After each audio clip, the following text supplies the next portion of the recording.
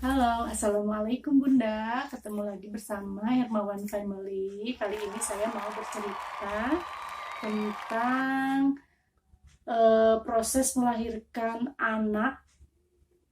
Dari keempat anak itu, masing-masing anak itu berbeda cara melahirkannya.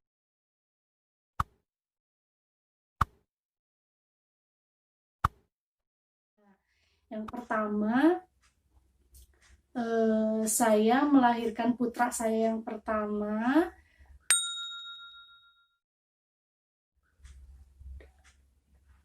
Usia kandungan 9 bulan.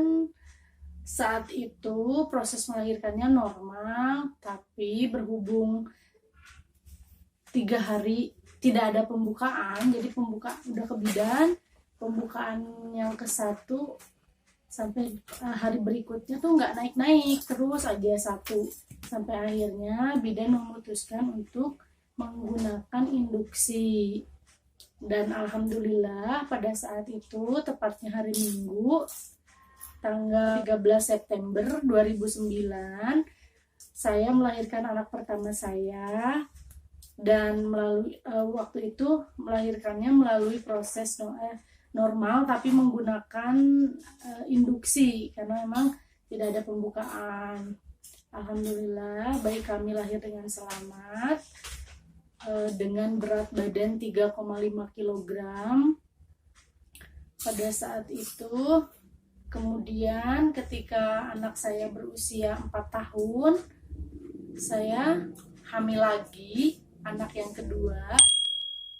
Anak yang kedua itu qadarullahnya sama seperti kakak yang pertama, seperti anak saya yang pertama, proses melahirkannya tidak ada pembukaan juga. Jadi dari hari pertama ke bidan, terus hari kedua, hari ketiga dikontrol lagi, si pembukaannya nggak naik-naik, tetap aja 1.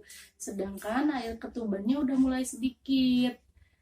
Diambillah cara yang sama, induksi lagi, dan alhamdulillah anak saya yang kedua lahir dengan selamat, berjenis kelamin laki-laki lagi, dengan berat badan 3,2 kg, lahir di bidan yang sama. Pada saat itu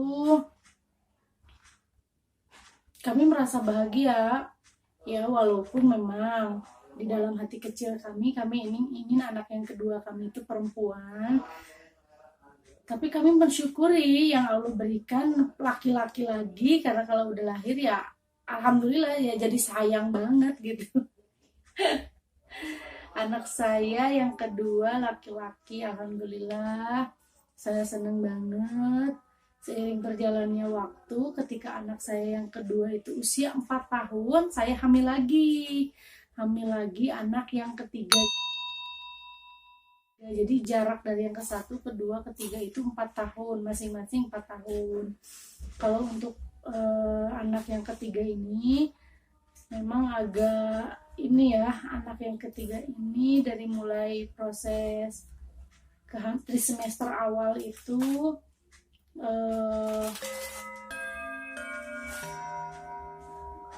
harus bed rest selama 4 bulan dikarenakan ada gangguan dengan kehamilannya.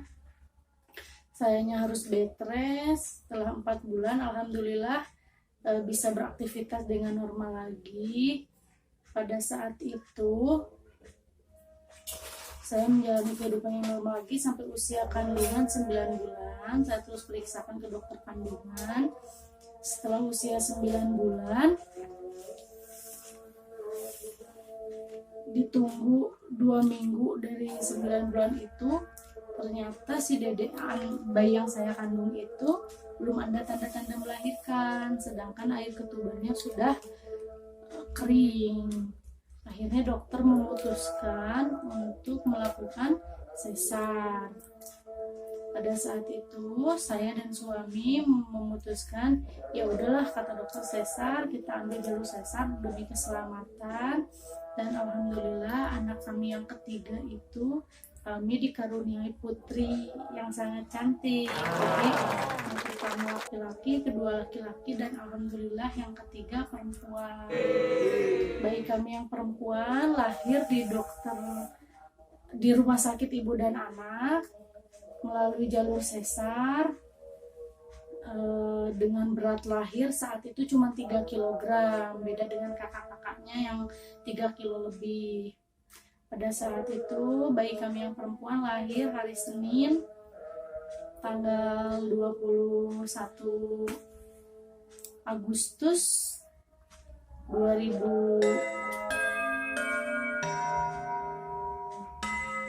2007 ya? Hah? 2017. Pada saat itu dedeknya diizinkan pulang setelah perawatan 3 hari ya. Setelah perawatan 3 hari kami diizinkan pulang.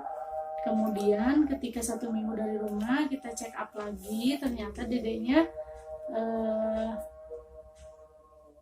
harus disinar karena ada kelainan. Kalau di kita sih dibilangnya kuning ya.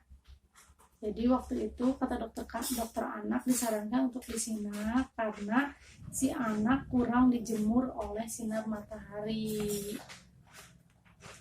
Dan setelah proses penyinaran selama 4 hari di rumah sakit, alhamdulillah dedeknya bisa dibawa pulang dan alhamdulillah sehat. Alhamdulillah sekarang udah usia 4 tahun, 3 tahun.